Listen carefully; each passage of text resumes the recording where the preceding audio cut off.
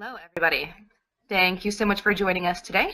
Going to be having a little bit of fun with Microsoft Word 2016. It is, of course, the latest and greatest offering from the Microsoft Office suite. Going to go through and cover some things that might look a little basic, but we'll go in depth on them, and then cover some tips and tricks that you might not otherwise know about. We'll do a quick history on the product itself, and then we're going to go into these topics that you can see. So we're going to cover the ribbon and how to customize it. We're going to talk about Researcher and Insights. We're going to go into how to set and use quick parts. We're going to take a look at the themes and styles, show how to create a table of contents automatically. We're going to explore Format Painter, show how to use the updated version of Find and Replace. We'll show you how to customize Autocorrect, get into a little bit of sharing and collaboration, and then I've got a few bonus tips for you as well. Those of you who have sent in questions beforehand, I have compiled the ones that I can answer most easily in this particular format. If afterwards you have any questions, please feel free to reach out to us again. Anything that has not already been answered, we will do our best to contact you, but if you don't hear from us, please feel free to make that outreach. We do want to make sure that all of your questions do get answered one way or the other. So, I'm going to take a look at Microsoft Word itself. It started way back in 1983. It's when it was first officially introduced as Microsoft Word. It was based off of a previous product. Microsoft wooed a couple of programmers from a previous company who took the product that they had made there, turned it into the fantastic Word editor that we know and love today. It's kind of cool that the first free demo copies were given away via floppy disk, the big, square, thin floppies, not the small, firm ones, but the old 5-inch floppies. They gave them away at the November 1983 edition of PC World magazine, and that was one of the first times that free software was ever given away that way. Anybody who had magazine subscriptions, even into the mid-2000s, probably remembers that those software giveaways were things that continued to happen for quite some time. I remember even relatively recently still getting Xbox demo games with Xbox Magazine, things like that. So it started way back in 1983 with Microsoft Word. It's kind of fun to know. It actually didn't really achieve commercial success until Windows 3.0 was released in 1990, but once that was out there, Microsoft Word took off and it has dominated the market ever since. The autocorrect feature that we live and die by today was actually first introduced in version 6.0 in 1993. That fact actually surprised me because I would have thought that autocorrect seems like a much more modern concept, especially with the smartphones that we use today. It turns out that it started way back in 93. So autocorrect has been around actually before the spell check suggestions were. That came much later. The red squiggly line underneath the misspelled words actually came after autocorrect. So that was fun to know. And then the ribbon that was sort of a stylistic revolution for Microsoft Word first made its appearance in 2007. So we're going to go ahead and start the presentation there with the ribbon. When it was first announced, the ribbon was not super popular. People didn't like the change. They weren't used to the way that it's presented. Everyone was used to the standard menu options that we have along the top here, but this ribbon with all of these icons and options here, people were afraid that it was too cluttered or too messy or it was overwhelming. But as the product got more feedback and as we've used it throughout time, it has gotten a lot more refined and it is a lot more customizable. So some of the cool things about this is that anything that you want to have in your ribbon, you can set to have in your ribbon. Features that you use frequently, if you right-click on them, you can add them to a custom quick access toolbar that would be shown below the ribbon.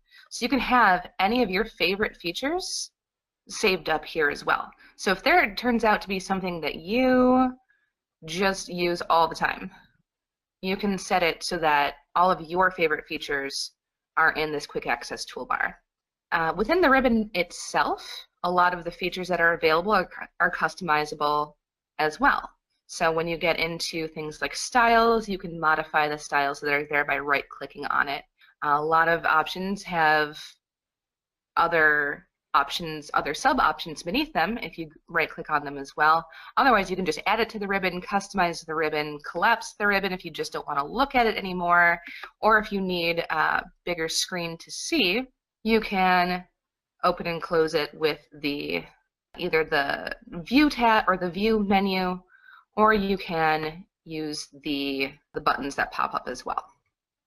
Going back over here to the Home tab, you can see that a lot of the overview in the ribbon is very well organized. If you think about it in the way of, what am I looking for? I want to add a shape. I want to add an element. Most of those items are going to be in Insert, along with formatting options under Draw, if you're doing individual shapes that you're going to freehand. Design is where you're going to find your themes and how to edit those. So this is all very well organized, and you can tell that they've taken a lot of input from the actual users as to how to structure this so that it is very, very intuitive. You shouldn't have to hunt too hard anymore in the ribbon to find the item that you are looking for. Even using it very often, every once in a while, I'll think of something that, I'd like to add this element, wonder where to find it.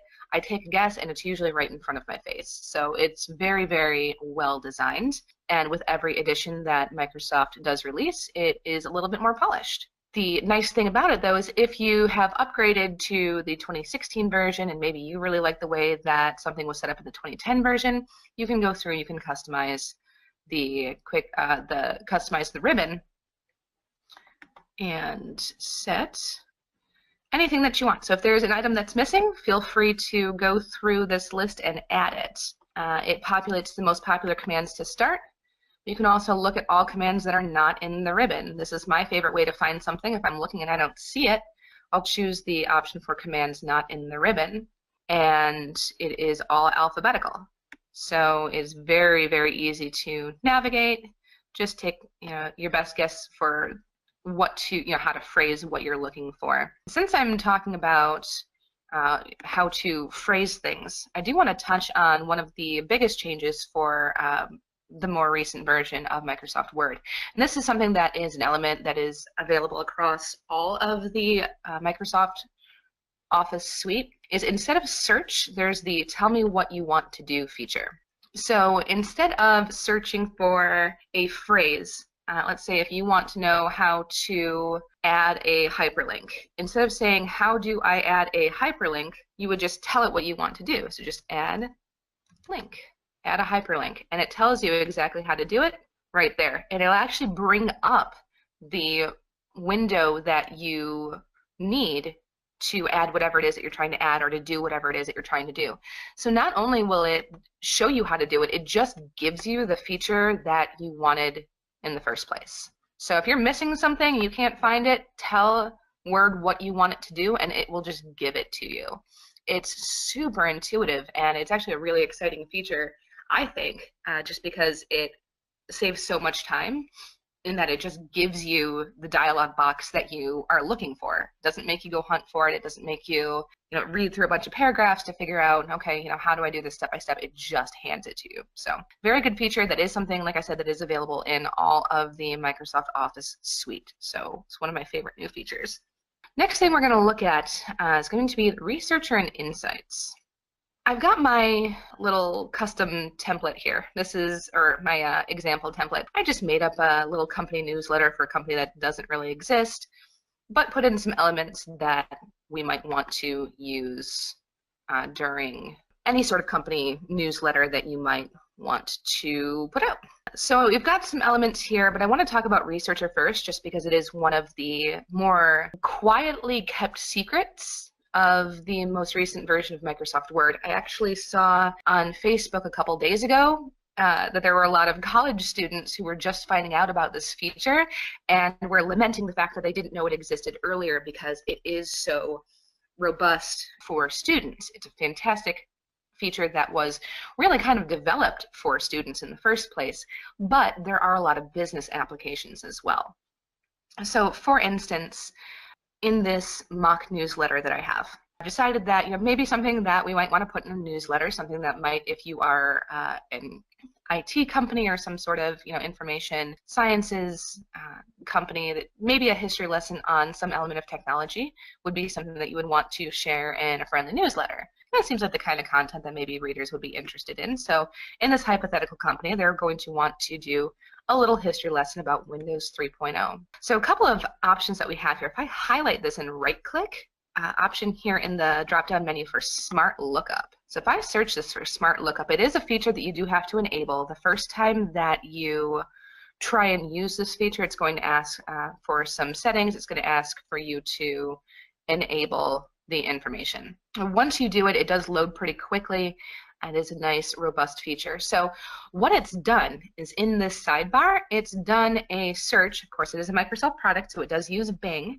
If you're not a fan of the Bing search engine, maybe this will give you a reason to like it a little bit more. It does pull up very, very clean results within the Word software itself. So these results are very easily digestible. I haven't seen it pull anything that is inappropriate, so it seems like a fairly safe feature to use as well. They've coded it quite nicely so that it is easy to use for multiple applications, including for students. So this has given me a couple of Wikipedia results. It's also given me some image results and then some general web results. So if I click on one of these, I can see it's opening in Microsoft Edge browser by default. That's just the default browser that I have set with my computer. Of course, it is running Windows 10, so I just kind of left it to do its own thing because it is very clean and very user-friendly. If you like a different browser, feel free to use it, but you may not get the same exact results as you would if you left everything native to the Microsoft product. So this just goes ahead and brings up the Wikipedia page on what we're looking at. This is good for, say you're making reference to something and you just can't quite remember the details. Maybe you can't remember exactly what something was called. You can use that Smart Lookup feature to do a quick web search right within Word itself. It'll launch that external window, but all of that info is there for you. So that's if you just need to take a quick peek at something. Now I'm going to come up here though to the References tab, and I'm going to look at this feature here called Researcher. As the menu, the additional information populates, you can see it describes the feature as let us help you find quotes, citable sources, and images.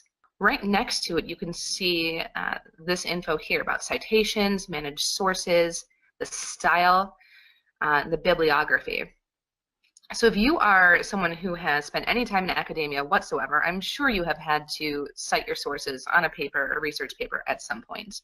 So this automatically comes with all of the most popular citation styles, and it formats it automatically for you and then gives you the ability to go and edit things afterwards. Not only do you have the ability to edit it, it stays as a live feature within Word unless you specify otherwise. So if you are digitally submitting papers as a student, you have the option to keep that information in there. The professor or whoever is taking a look at the paper or a teammate or what have you has the option to view the citation within Word itself as opposed to having to include a bunch of extraneous text as well. So this could also be useful for business if you have people doing research within the company as well, whether that is market research or studying some other aspect of a product or the business itself. So this isn't just for students. This is something that you can use well beyond school days. But we'll go back over to Researcher itself, and if you click on it, it gives you this search bar. So the history lesson that we want to give is on Windows 3.0. And it works just like a normal search engine. Gives you these results here. Gives you a couple different options here where you can search for everything. You can search for books. So if you specifically need references that are not websites, something that is more geared towards students but does have business applications as well, if you've got an assignment where they have said, you can't use a website, you have to use hard copy sources, this will give you information on those hard copy sources. Otherwise, for the most part, for this application, for business application, the website search is going to be what you're really going to be looking for. So you can scroll on through here and see all of this information on Windows 3.0. So you can go ahead and click on one and see what information is in that particular option. If you don't like that one, you can go back, take a look at some of the others. Maybe you want to refine it a little bit more. Let's call it History, Windows 3.0 History. Let's see. Let's go with this article here, where Microsoft 3.0 is 20 years old today. No, I just don't like that one either. Actually, when I was demoing this earlier, I had found a result that I thought was perfect for this, and now I wish that I had kept tabs on it. Let's see. Okay, so this will do. We'll start here. So let's say that we're wanting to share a little bit of information about Windows 3.0, and I like this first paragraph here. So what I'm going to do is I'm going to highlight this, and let's see. You can drag and drop directly from this window here, or you can open it up in Reading View and see all of the information that's actually on the web page. And you can do the same thing here with selecting it. That's the same paragraph. Let's come down and find some new information.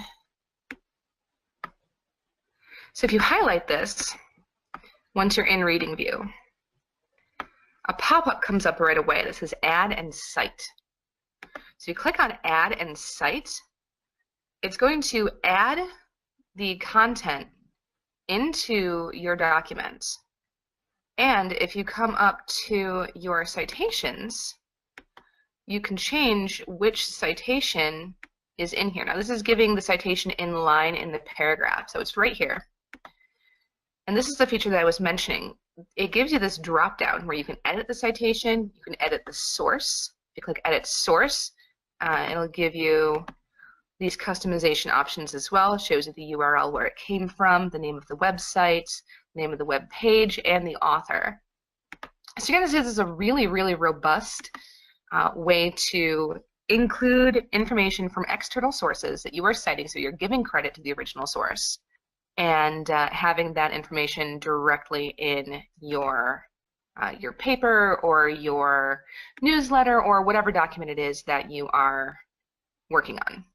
So let's say then that once I've got this, I'm going to click at the end of this paragraph, and I want to add my references in line. So you can actually see the full text of the references as opposed to just what is in the paragraph itself.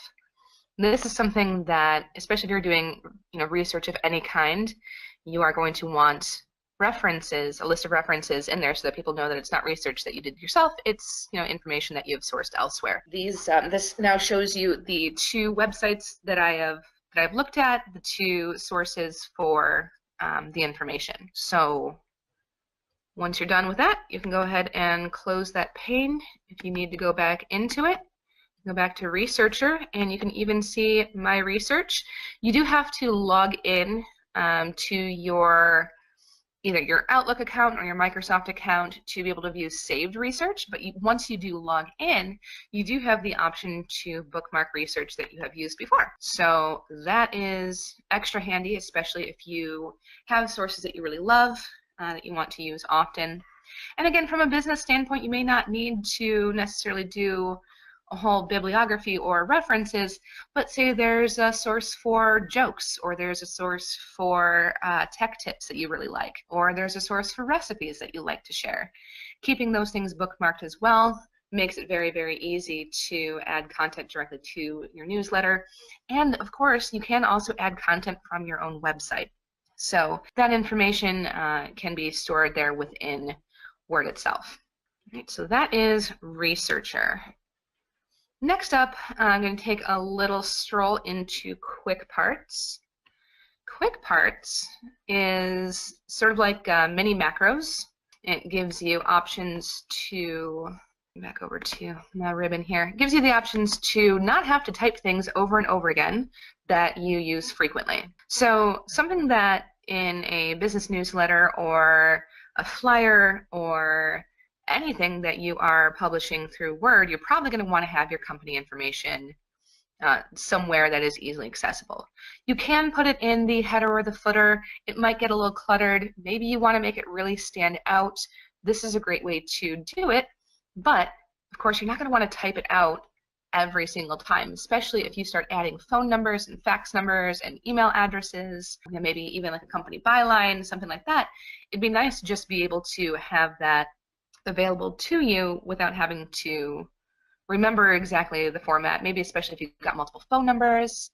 It is a lot of information that could potentially get lost. So under the Insert tab, there is the option over here. Now, mind you, if you don't see something exactly where I see it, I have done my best to leave my edition of Word as close to out of the box as possible.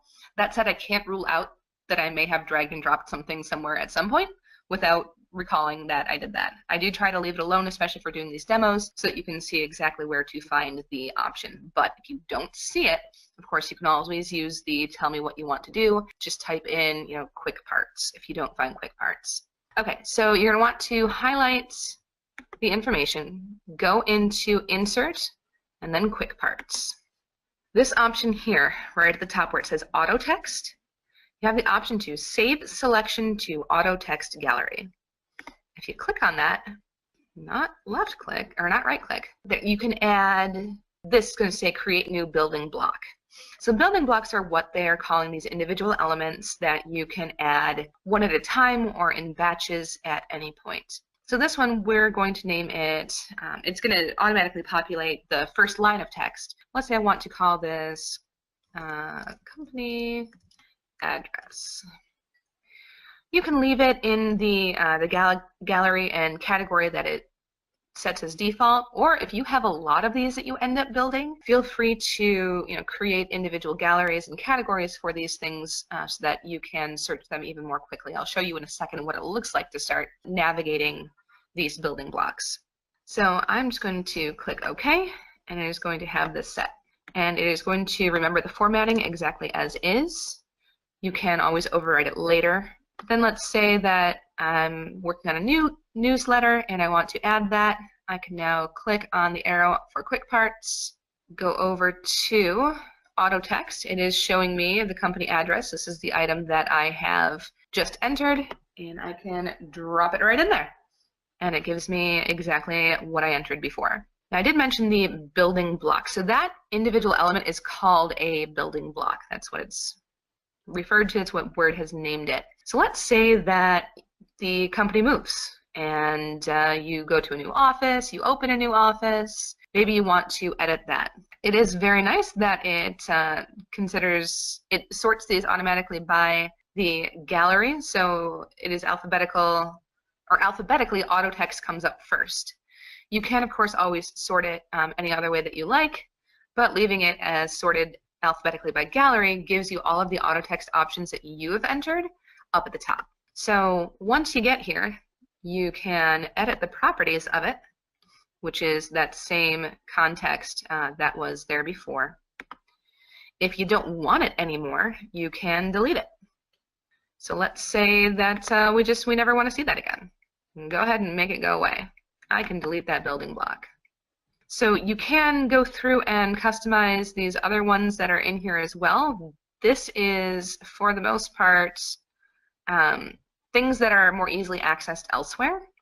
That said, if you do ever want to change any of the elements in here, or if there are just some that you absolutely hate, you can make them go away. You don't have to deal with features that you don't want. I love that Word gives you the option to not just customize what you see, but customize what you don't see. So I do appreciate that kind of flexibility and the ability to really take control over the software that you are using.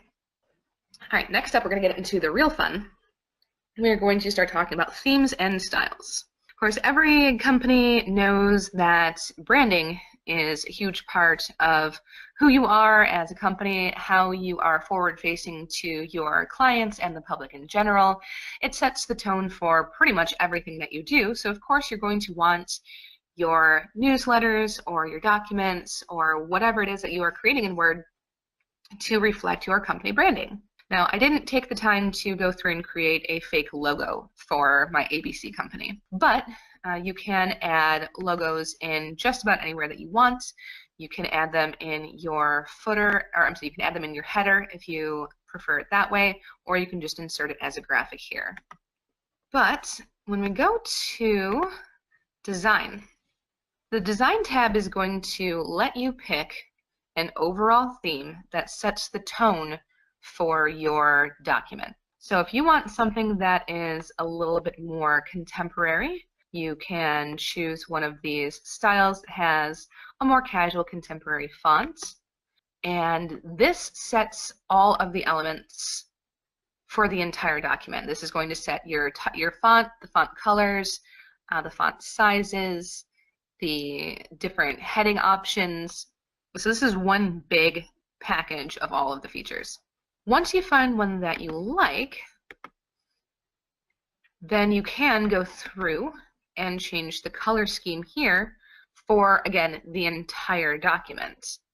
You can pick one of the ones that comes already pre-populated by Microsoft, or if you don't see one that you like, you can customize the colors yourself. So in this customization option, it even gives you a nice little preview of what your page is going to look like.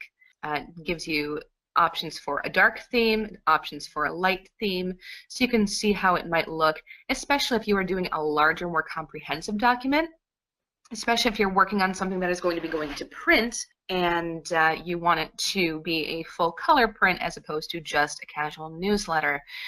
You have the option to see how all of those elements are going to look and customize them so that you have all of the options in a complete and robust theme as opposed to editing them piecemeal, starting from a blank document like I have here. So this is a great way to get started with the overall look and feel of your website. And if you use this the expander there, you can also see more of the options, and it does give you a real-time preview as well. So let's go ahead and pick one that looks a little more like a newsletter. I don't even know that I'm finding one that I love. So I guess we're just going to use one.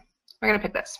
All right, so these are themes, and again, you can edit them to your heart's content. You can change the paragraph spacing, you can add watermark, you can add page borders, all here, and anything that you edit in themes will affect the entire document. Now, if you want to make smaller changes to individual blocks, or if you just want to make a little bit more tweaking and customization, can come into styles. So now that I've got this overall newsletter and I've got my themes set up, I can start applying the elements of the theme via styles. So this line here, if I triple click, of course it highlights the entire item there. I can choose that I want this to be my title. Now, even though I don't necessarily love the fact that the font is as big as it is, setting the style element makes it referential to other elements within Word itself. Namely, the next thing that we're going to go over is going to be the table of contents. So it's important that if you want to automatically take advantage of some of the features that Word offers you as far as how the different pieces of this document will play together with other pieces, it's important to go ahead and use the styles and assign them correctly. So I am going to let it do that. So this is going to be my title. But I can right click on it and modify. All right, so this font I like. The color black is good, but I don't need that font to be quite so big. So I'm going to bring this down to, let's see, let's just make it a little bit, right about there I think is good. And click OK. I'm going to make the executive decision that I want that on a second line. Okay, so now that kind of stands out as the title. Next thing, now that I've got these, the overall title set, I'm going to want to start defining the different sections. So this introduction I'm going to set as heading 1. And then within the introduction, I'm going to also include what's new as a subheading. So you can see that the heading 1 in this particular theme sets all caps, and this visual indicator over here, this little green bar, that is a style element that is within the theme that I'm currently using. If you don't like that particular element there, of course, that would be something that you'd want to go back into the theme, maybe select something different, or edit the theme so that that graphic element is not added automatically. And then the subheadings, or the heading level 2, increases the size of the font, changes the font face, and but it's not all caps. You can see there's a little bit of visual differentiation there. And then employee spotlight, I am going to make it's, let's make that its own section, and then our history lesson can also be its own area. And you can also see that this references section here that came up is the level 1 heading in and of itself. For now, just for the purposes of the demonstration I'm doing, I'm actually going to remove this entire element, just because sometimes the elements like to hang out. Okay, that's better. It's still showing that it's there. All right, but it's visually not there. This is fine. Good enough for now. All right, and then how are we doing at the end? We're going to go ahead and set that as a level 1 heading as well. All right, so now that we've got all of these headings, the subheadings, and the title set, all right, what was the point of all of this? The next thing that I'm going to want to talk about is table of contents. Table of contents is especially going to be useful when you are doing longer and more comprehensive documents, especially if you're doing training documents or any sort of brochure that covers a catalog of your product or your services. So I'm gonna come in here and decide where I want my table of contents to start. I'm gonna want it on page 1. I can put it after the introduction if I want, but I'm thinking that for these purposes, I'm going to put it right here after the title. So going back into our references tab, it's typically on the left here by default, the table of contents dropdown. If you click on that, you can see a couple of different options here. There are 2 automatic options, and there's a manual option.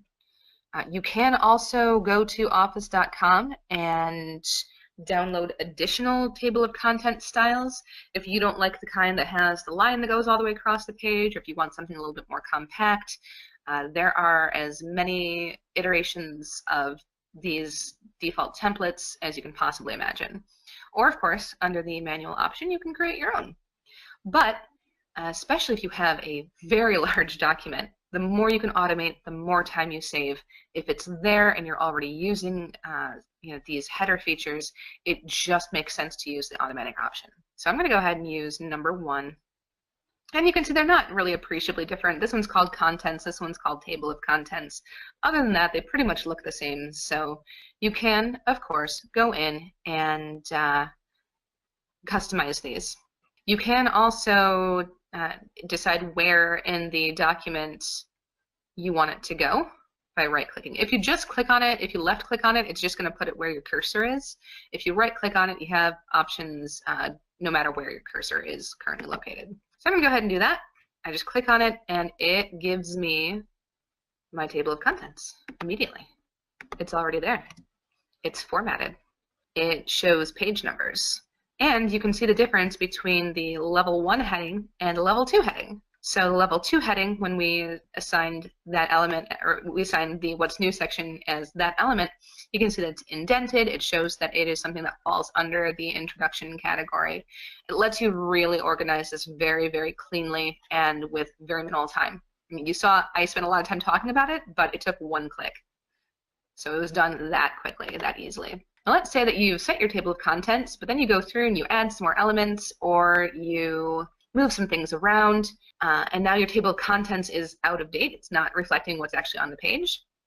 All you have to do is right here click Update Table, and it will update You can see in the description, after you hover over it for a second, it says it refreshes the table of contents, so all entries refer to the correct page number. This is also good if you, for whatever reason, change the page numbers. Let's say that you don't want the first couple of pages to be numbered page 1. Let's say that you are considering a table of contents to be before the actual first page in the document. You have the option to change that there.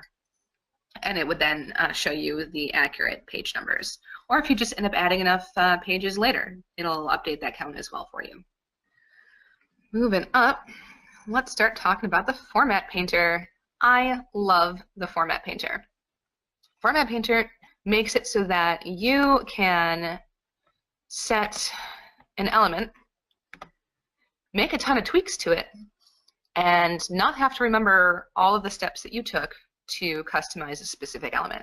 So let's say over here on our last page, I've got this, the address right here, and I want to make that stand out a little bit. So maybe what I'm going to do is I'm going to come up here and draw a shape. I like a nice rounded rectangle. Why not? Let's insert a rounded rectangle. And I'm going to draw it right around this area here. Now, when that happens, one question that I did get in the registration was, how do I make it so that text shows over an image? When you add an image or an element, it gives you this drawing tools menu that pops up. If you click on Format, you have the option over here to send the element backward. And not only can you layer it behind or in front of other elements, it recognizes that there's text there. And you can click Send Behind Text, and it automatically puts the text over the element that you just assigned. So you don't have to necessarily worry about drawing a text box. You don't have to worry about a bunch of other settings. You can just bring the text forward over the element. Then you can go ahead and make any changes that you want to this, however you want it to go. All right, so let's say, so I've got this, and I don't necessarily like that particular color. So I'm going to go over back to my drawing tools format options. And this little expander here will give you some other options. You can also see here that, let's say you wanted another element layered behind that. You can also do just the outline transparent, or the outline of the shape with the background transparent. Or you can make the color in the element semi-transparent, so it kind of colors what's over the image, but it doesn't block it out completely. So lots of options. Again, it's all in this Drawing Tools tab that comes out. So I'm going to go ahead and pick this one. I feel like that's already kind of the color scheme that we have going on here. Let's say I want the border to stand out a lot more. So I'm going to come in here, and I'm going to change the shape outline. I want the shape outline to be darker, and I want the shape outline to be bigger. Let's set it there. Okay. Let's say I like this. This is good. I like the shape. I like the color. I like what I'm seeing here. Let's say that maybe because I've got an element up here that I really like, let's say maybe this history lesson. Maybe I want this history lesson portion to also have a little bit of standout. So I'm going to go ahead and use my shape tool again, and I'm going to draw a rectangle right here to make this history lesson spot pop a little bit more. And I'm going to send that behind the text as well. Now that I've got this rectangle, but I go, oh shoot, I don't know what colors I picked. I don't know, what weight did I set for that border again? I don't have to worry about it. Come up here under Home. Make sure that you have the shape itself selected, not the text. If you wanted to select the text, if you wanted to take the formatting of the font that you're using, the color, the size, you can use this. You can use Format Painter to adjust that as well. But this here is a little bit more visually, it pops a little bit better. So I like this as an example. So make sure if you're doing this to a shape that you have the shape selected, or the element, whatever it is. Come up here to Format Painter, and it will lie to me. It will not. All right. Format Painter. All right, so now you can see how next to my arrow there's a little paintbrush. So with that paintbrush, I could select, if this was text, I could select an item of text. All right, Format Painter, I want to paint that. I click on the element, and now it matches. So I've clicked on the rectangle, and now the rectangle has the same color, it has the same border as did my my little business card quasi footer that I added down below. That is how Format Painter works. You can use that for text, you can use it for even photographs. If you've done some editing in line with a photograph, you can apply the format to another photograph that you load so that everything has a nice cohesive look and feel to it. All right, and go on to Find and Replace 2.0. This is kind of fun. I like that this element exists. Find and Replace has kind of always been there, but it's gotten more useful. So we all know that if there are, let's say that you've got a document about your CEO and his name is Alexander, but now he wants to be called Alex. You can go through the entire document. You can find and replace the name Alexander and change it to Alex. Pretty much everybody knows that is a thing that you can do. But when you use the new version of Find and Replace, you can also find and replace formatting. So you can see in here I've used the italics option to add some weight to some elements, but let's say that I don't really think that it's giving enough weight, but I don't want to go through and find every single one that I've assigned that format to. What I can do is in the Replace tab, can come down here and find things that are in a specific font. I can find things that are in a specific style. You can find elements that are in a specific size. You can even find color. You can search the entire document for different formatting options and then replace them quickly. So, and then if you go over to replace, you can replace it with, again, click on format, and I'm doing font, but you can also see there's a ton of other options that we can get into and play with. Let's say that I want everything that's italic right now, I also want it to be bold. I want it to be in, let's see, we're using this teal, so let's do this teal color here. And I could even change the font if I really wanted to, but we're not going to go too crazy. So I'm going to do this, click Find Next, which is the same way that it's always gone. It gives me something that's in italics, and I can hit Replace. You can see it makes it bold, and it changes the color. If I know for sure that I want to do it to everything, I can do it to Replace All. It tells you how many replacements it has made. So this has gotten so much more useful than it ever has been before, especially if you're changing company branding, especially if you have an older document that needs some updating. You can now do the search and replace for all kinds of different elements where you can change the color, you can change the font, you can change the look and feel without having to go through and manually find all of those pieces. So super exciting, and as you can see, there are even more menu options down there. There are very few limits to what you can do with that now. I definitely encourage you to dig in and play around with that one. I could spend probably an hour just on that in and of itself. Autocorrect, how to make it work for you. One thing with autocorrect is that sometimes it corrects things you don't necessarily want it to be correcting. I know that it's become sort of a point of humor in this day and age that autocorrect can cause some communication troubles, if we're phrasing it delicately. Since autocorrect does exist within Microsoft Word, we want to make sure that, especially in a business context or in an academic context, as we spoke about a little bit before, that we're not getting caught in those pitfalls. So there are a couple of different ways that we can access the settings for autocorrect. Let's say I typoed this word, and it gives you the red squiggly line. Of course, you can right-click on it, and it'll give you the correct spelling. But it also has this little arrow here to where you can ask it to read the word aloud. Say that you think you know you've got the right word, but you're not sure if that's the way that it's pronounced is the version that you're using. You can click on this, and it'll read the word aloud to you. You can make sure that you have the right word. It also gives you a couple of synonyms there as well, so that if you also, it just gives you another visual cue whether or not you're using the word that you are intending to use. Now let's say that this is a proper name. You can, of course, add it to the dictionary. That's a feature that existed for quite some time. If you never want it to give you that red squiggle again, you can add it to the dictionary, or you can just ignore it.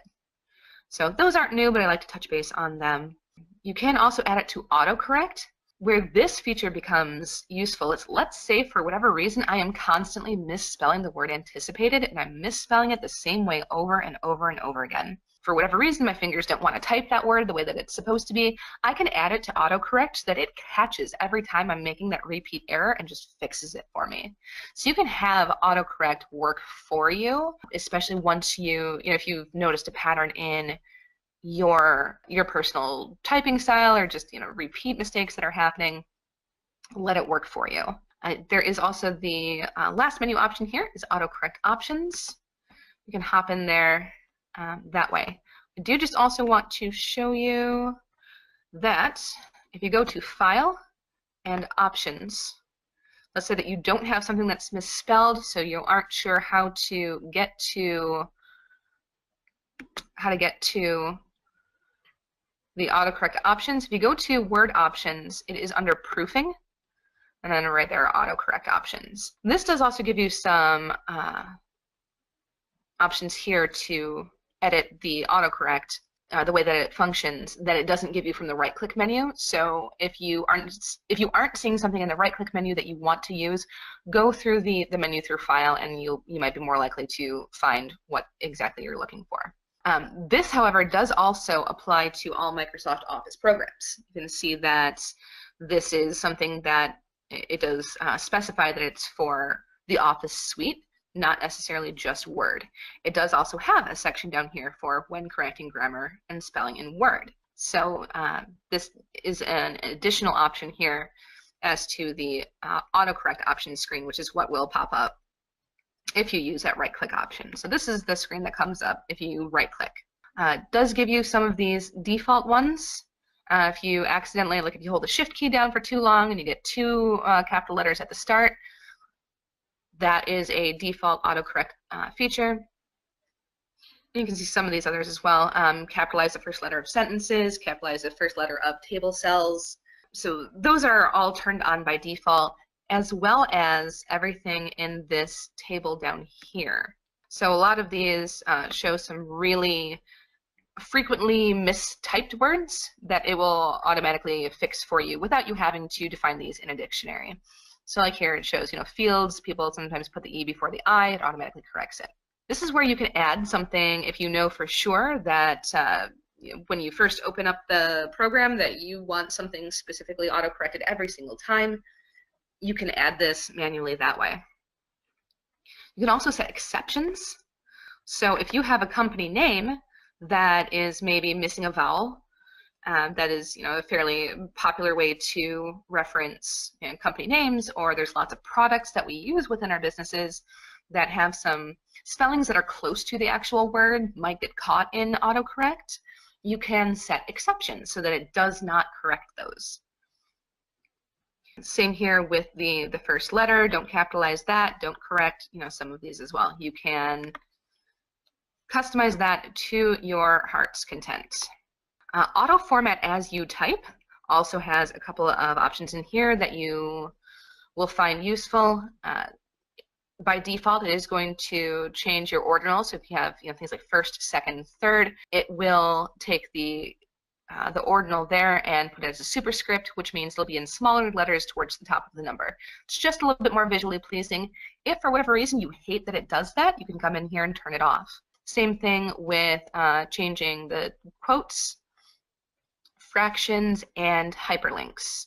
Especially if you're doing a lot in print and you don't necessarily want hyperlinks to show up in blue and underlined, you can deselect that option so that it never ever does that.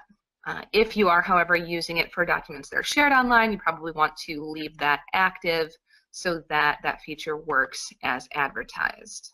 One thing I do want to show you with that is that if there are, say for the most part, you do want your email addresses and your websites to format as hyperlinks, but there's an exception to that rule. What you can do is highlight the hyperlink or the email address that you want to de-emphasize. You don't want it to look like a link. go into your styles under the Home tab and click where it says Normal. It's going to take away the underline and it's going to take away that font color. That said, even as a digital document, it still leaves that link feature option enabled. So you still have the ability to control click and follow the link. In this case, it's going to open that email or open a new email for you to use that email address. But then you can take that same document, send it to print, and it's not going to have different formatting. It's not going to stand out and look like. All right, so that is some fun with autocorrect. Going to sharing and collaboration. One of the best features in the most recent version of Microsoft Office is the option for Microsoft OneDrive. With Microsoft OneDrive, you can save a document to the cloud. So if you go over to File, File is up here, you can save to OneDrive, or you can save it to your local computer. If you save it to OneDrive, it's going to go to the shared cloud account where other people in your organization or anyone that you choose to share the link with has access to open that file.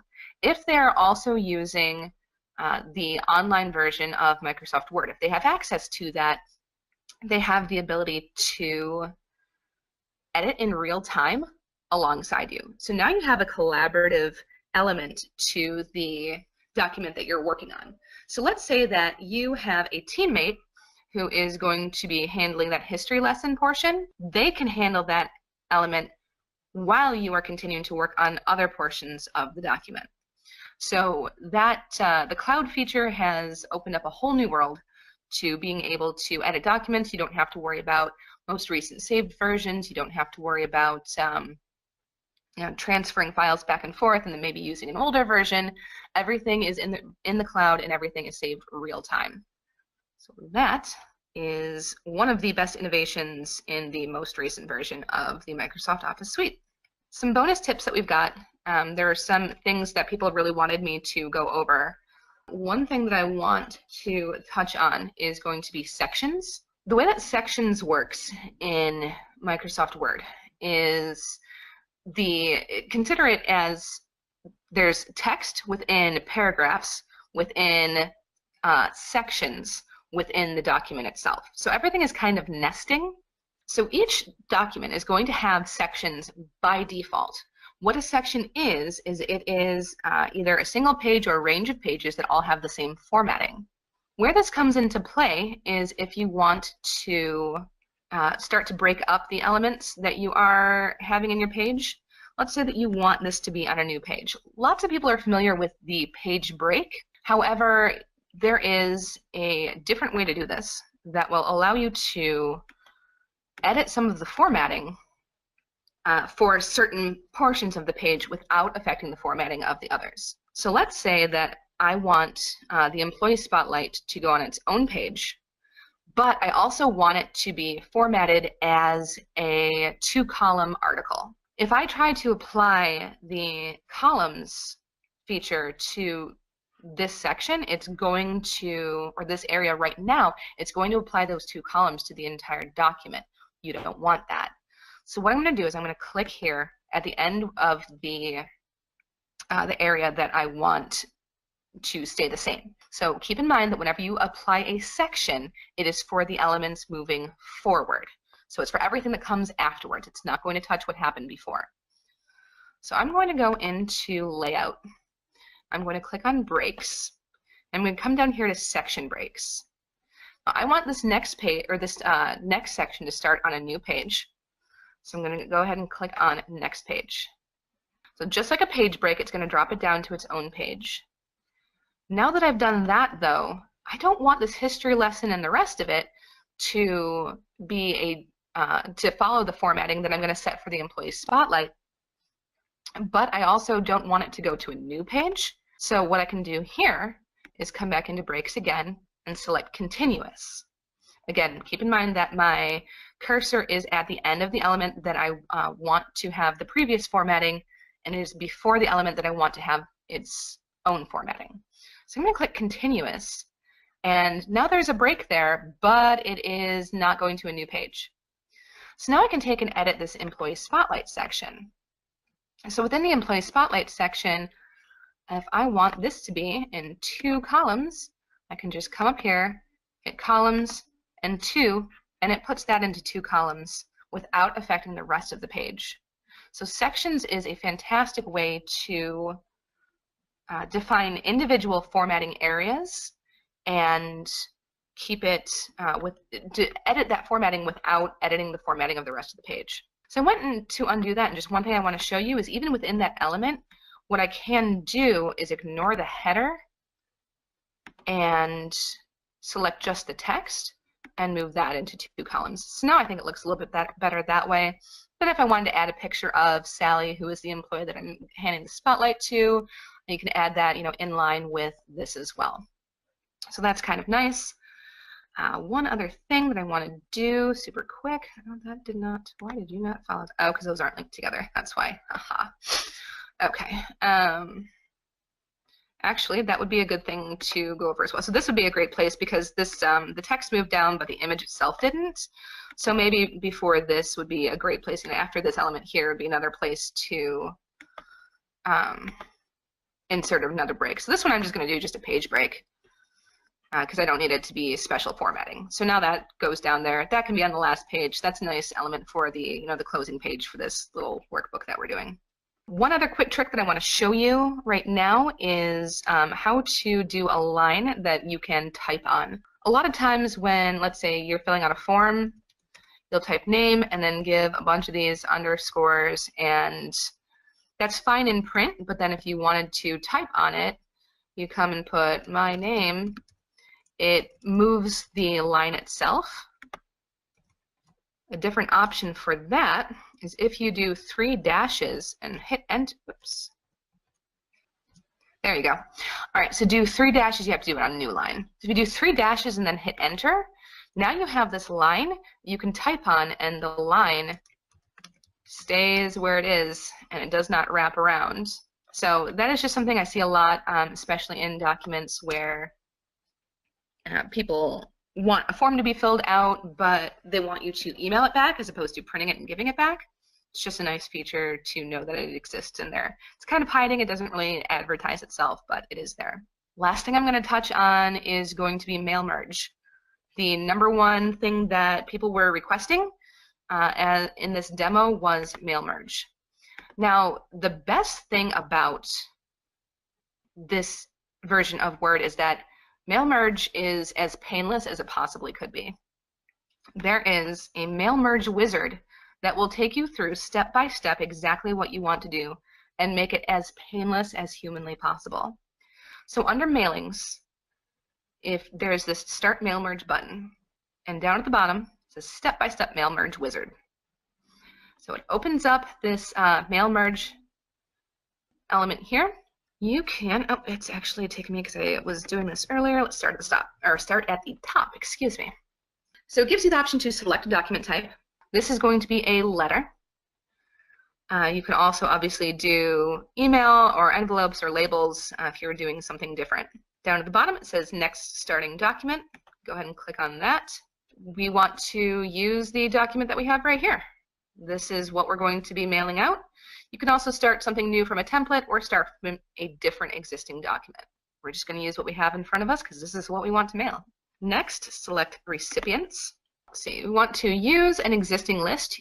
You can also type a list manually if you wish, or you can select from your Outlook contacts. I don't know why that word wouldn't come out right. However, a lot of us have an Excel file or spreadsheet file that has all of our contacts in it. So I'm going to click here where it says select a different list. I'm going to come to my documents where I have saved my address book. Now, of course, where you save your address book or what you title the file is going to be up to you, but this is what I've got here. Keep in mind that if you have any headers on your columns in that address book, that you have this box down here at the bottom checked. It will ignore the first row of data rather than try and mail something to your headers. Say OK on that. It gives me the 3 addresses that I have loaded. I can sort them, I can define them, filter them if I like, or I can just click OK and send it to everybody. It doesn't give you any kind of pop-up or anything once it's successful. It just loads those in there, so you can click on Next to write your letter. Well, my letter is already written, but let's say that I want to put the address in the top. Say maybe I'm mailing, maybe this is like a trifold that I'm mailing, and I want the addresses to be printed on automatically. So if I click on where it says address block, it gives you some different options to choose how you want to format the name, how you want it to appear, based on how formal it's going to be.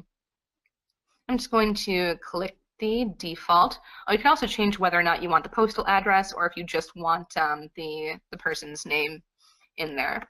And what it does is, if you see it, it puts this in kind of a little bit of a code block, if you will. You can move that address block anywhere that you want.